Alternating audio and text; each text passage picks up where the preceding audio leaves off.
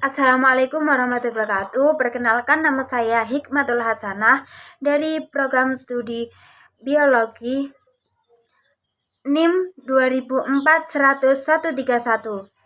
Saya di sini akan memenuhi tugas UTS taksonomi hewan. Soal nomor 1 adalah ciri-ciri, identifikasi, dan kelas nama dari beberapa hewan. Yang pertama yaitu ciri-ciri identifikasi amoeba. Tubuh amoeba ini terdiri dari sitoplasma atau cairan seluler terbagi menjadi dua bagian, yaitu lapisan luar yang jernih seperti gel yang berfungsi sebagai membran atau ekotoplasma, dan bagian dalam keruh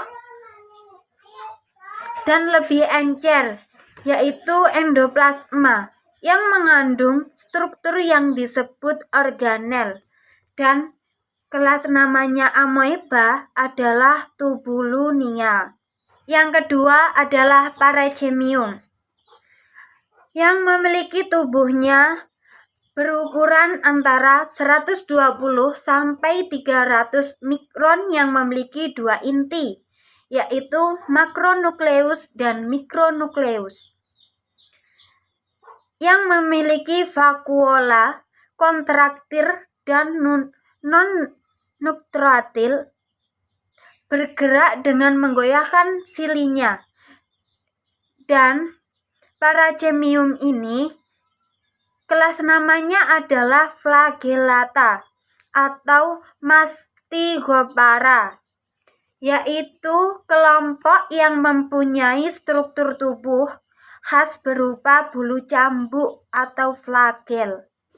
Yang ketiga yaitu Choanoflagellata adalah flagellata yang berkerah, memiliki kerah berbentuk corong dari mikrofili yang saling berhubungan di dasar flagel, dan kelas namanya disebut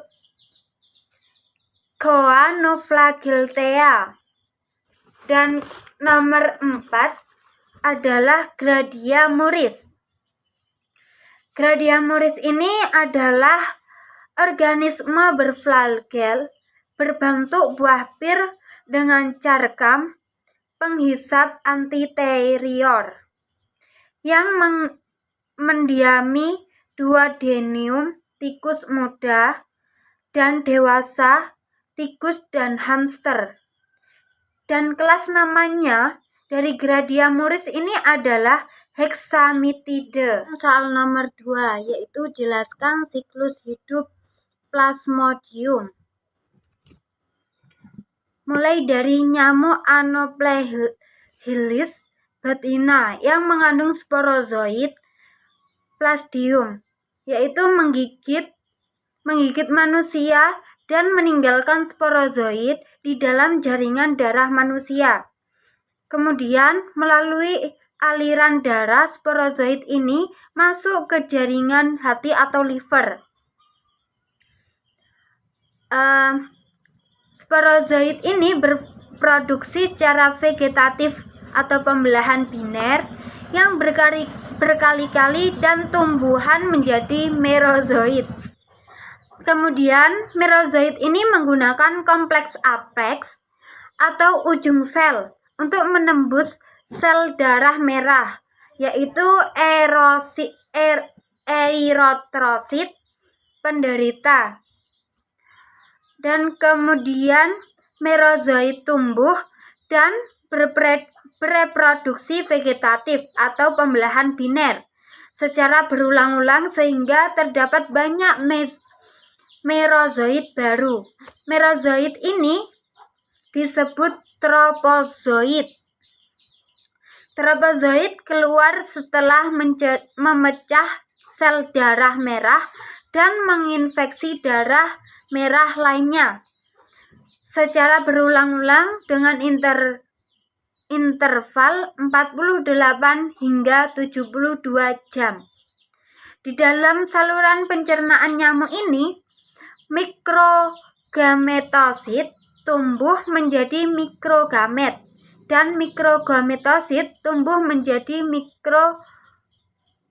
makrogamet.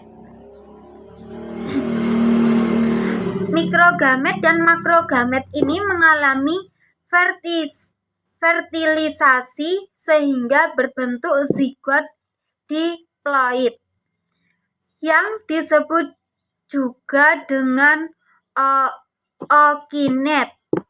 Peristiwa ini merupakan reproduksi secara generatif.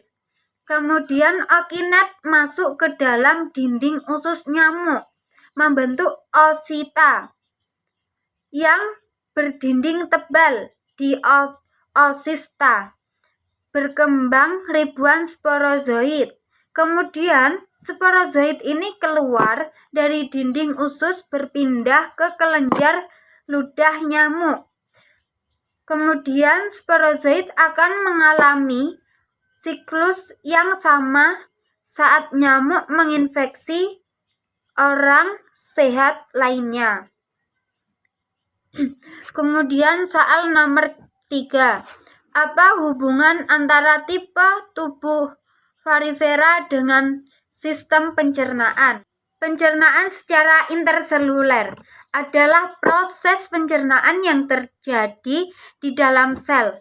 Di dalam sel makanan yang berukuran kecil ini ditelan oleh sel melalui sitostom, yaitu mulut sel, seperti pada Paramecium, yaitu cilia atau sporozoa.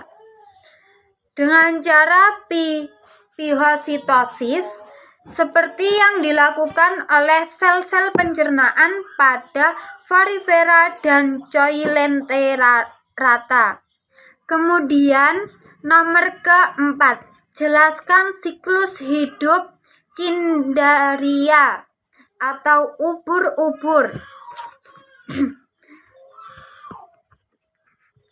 Di dalam daur hidup ini, ubur-ubur mengalami penggiliran keturunan, yaitu fase polip yang menetap di dasar perairan dan fase medusa yang dapat berenang bebas.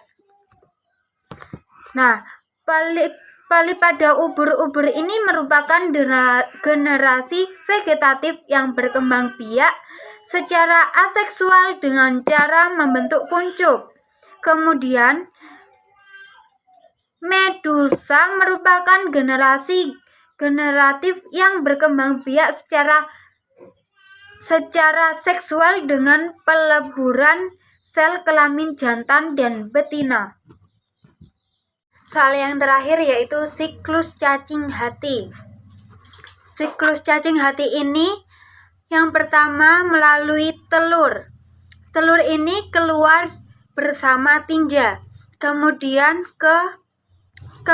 menetas di air menjadi mirasidium, lalu masuk ke hospes perantara 1, yaitu keong air. Kemudian berkembang menjadi sporokista, lalu ke radia 1, kemudian ke radia 2. Setelah itu ke serkaria, kemudian dari hospes perantara 1, kemudian menempel ke hospes perantara 2 atau tumbuhan air, kemudian berkembang menjadi metaserkaria. Jika tumbuhan air yang mengandung metaserkaria tertelan hospes definitif, kemudian akan menjadi eksitasi di dalam duodenum, kemudian menembus dinding usus, lalu ke kanvum abdominalisis, kemudian menembus kapsul hepar, lalu ke parenkim hepar. Setelah itu saluran empedu menetap dan berkembang menjadi dewasa dalam waktu kurang lebih 12 minggu. Sekian dan terima kasih. Wassalamualaikum warahmatullahi wabarakatuh.